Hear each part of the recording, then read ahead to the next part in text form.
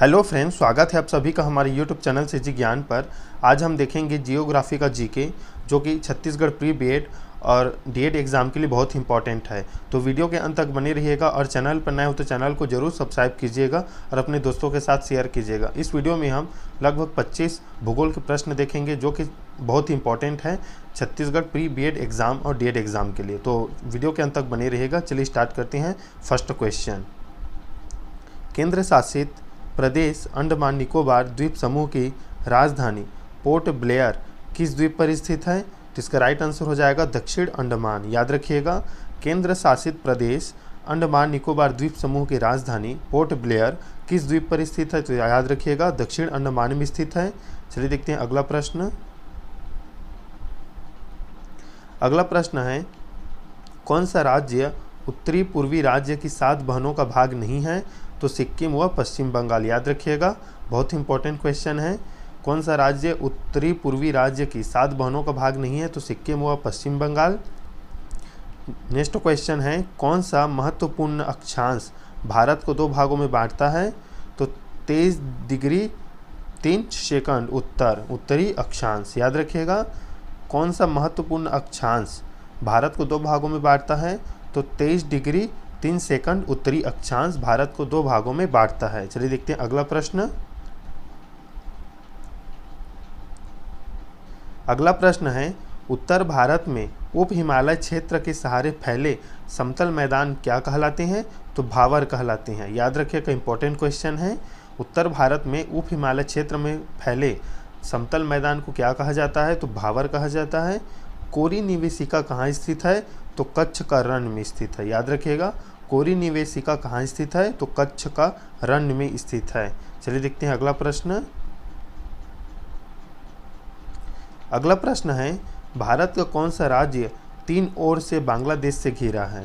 भारत का कौन सा राज्य तीनों ओर से बांग्लादेश से घिरा है?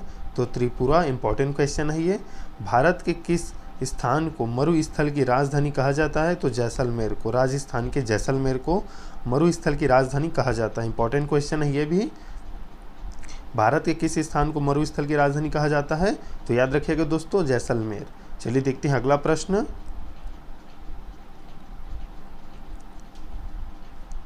अगला प्रश्न है, अरावली और विंध्य श्रृंखलाओं के बीच कौन सा पठार है? तो मालवा का पठार। इंपॉर्टेंट क्वेश्चन है।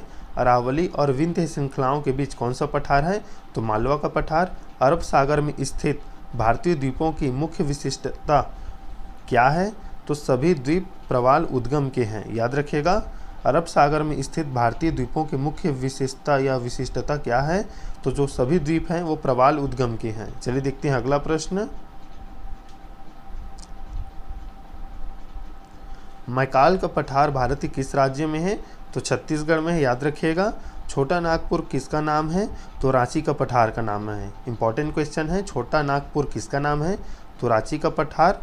और ये मैकाल का पठार जो है भारत के किस राज्य में है? तो छत्तीसगढ़ में है। चलिए देखते हैं अगला प्रश्न।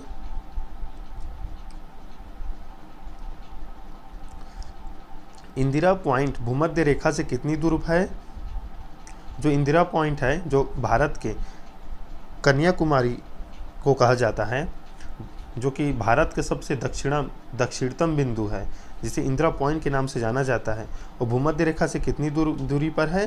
तो 876 किलोमीटर की दूरी पर। याद रखेंगे, इंपॉर्टेंट क्वेश्चन है ये। 876 किलोमीटर। भारत और चीन की सीमा रेखा को स्पर्श करने वाले भारतीय राज्य कौन से हैं?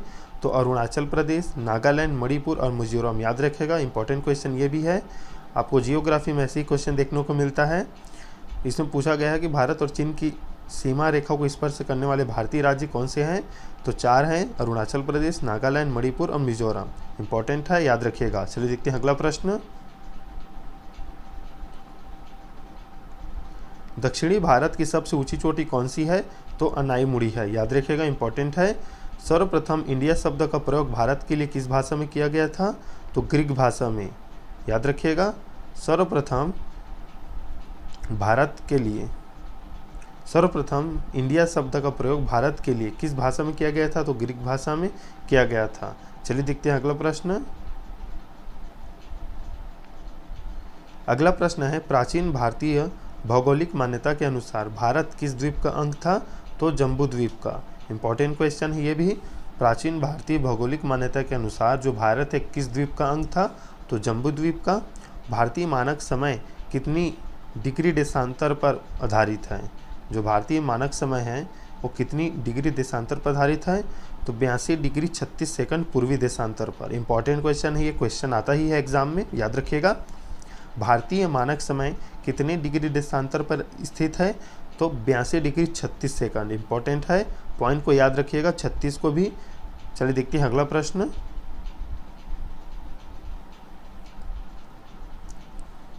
आदम का पुल किन दो देशों के मध्य स्थित है? तो बैरन व नारकोंडम। याद रखेगा, इंपॉर्टेंट है ये भी। आदम का पुल किन दो देशों के मध्य स्थित है? तो बैरन एवं नारकोंडम। हैदराबाद का जुड़वा नगर कौन सा है? तो सिकंदराबाद। इंपॉर्टेंट है ये भी।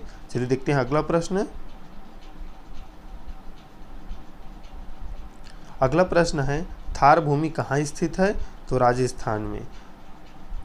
जो विश्व का सबसे बड़ा मरुभूमि है, मरुस्थल है, वो है सहारा, और भारत का है थार, जो कि राजस्थान में स्थित है। याद रखिएगा। भारत का कौन सा राज्य सबसे अधिक राज्य की सीमाओं को स्पर्श करता है? तो इसका राइट आंसर है उत्तर प्रदेश को। याद रखिएगा, इंपॉर्टेंट क्वेश्चन है। और 2021 में जो प्री बीएड एग्ज़ाम हुआ था उसमें पूछा गया था कि सबसे ज़्यादा जनजाति कौन से राज्य में निवास करती है? तो उसका राइट आंसर हो जाएगा मध्य प्रदेश। याद रखिएगा, ये क्वेश्चन इंपॉर्टेंट है। मध्य प्रदेश में सबसे ज़्यादा जनजाति निवास करती है भारत के। तो चलिए देखते हैं अगला प्रश्न। अगला प्रश्न है, स्वतंत्रता से पहले कौन सा भारतीय क्षेत्र काला पानी के नाम से जाना जाता था? तो अंडमान निकोबार द्वीप समूह। इंपॉर्टेंट क्वेश्चन है।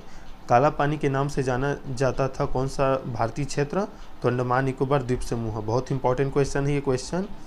झांसी नगर भारत के किस राज्य में स्थित है? तो उत्तर प्रदेश में। याद रखिएगा। चलिए देखते हैं अगला प्रश्न। भारत की सबसे लंबी सुरंग पीरपंजाल सुरंग किस राज्य में है? तो इसका राइट आंसर है जम्मू कश्मीर में। इंपॉर्टेंट क्वेश्चन है। पीरपंजाल सुरंग जो कि भारत की सबसे लंबी सुरंग है वो किस राज्य में स्थित है? तो जम्मू कश्मीर में। याद रखिएगा। देख लेते हैं लास्ट क्वेश्चन। भारत और पाकिस्तान के बीच सीमा का निर्धारण किसने किया था? तो सर जॉन रेडक्लिफ ने। याद रखिएगा, इंपॉर्टेंट क्वेश्चन है। भारत और पाकिस्तान के बीच सीमा रेखा का निर्धारण किसने किया था? सर जॉन रेडक्लिफ ने। और जो भारत और पाकिस्तान है उसकी सीमा को ही रेडक्लिफ के नाम से जाना जाता है। याद रखिएगा, रेडक्लिफ से, इन्हीं के नाम पर उसे जाना जाता है सीमा को। भारत और पाकिस्तान की सीमा का नाम है रेडक्लिफ और इसका निर्धारण किया था सर जॉन रेडक्लिफ ने। एक और क्वेश्चन पूछा गया था छत्तीसगढ़ प्री बीएड 2021 में कि सबसे लंबा तटीय तट किसका है, कौन सा राज्य का है समुद्र तट? तो याद रखिएगा गुजरात का है। इंपॉर्टेंट क्वेश्चन है। गुजरात का सबसे लंबा तट है समुद्री तट भारतीय राज्य में। तो ये थे 25 इंपॉर्टेंट क्वेश्चन जो कि जियोग्राफी से थे। और ये जो क्वेश्चन है वो बहुत इंपॉर्टेंट है आपका प्री बीएड और डीएड एग्ज़ाम के लिए और अदर गवर्नमेंट एग्ज़ाम के लिए अगर आप तैयारी कर रहे हैं तो, क्योंकि ऐसा जीके भूगोल से आता ही है। तो वीडियो को ज़रूर लाइक कर दीजिएगा और चैनल पर नए तो चैनल को सब्सक्राइब कीजिएगा, अपने दोस्तों के साथ शेयर कीजिएगा। तो मिलते हैं नेक्स्ट वीडियो में, तब तक के लिए धन्यवाद।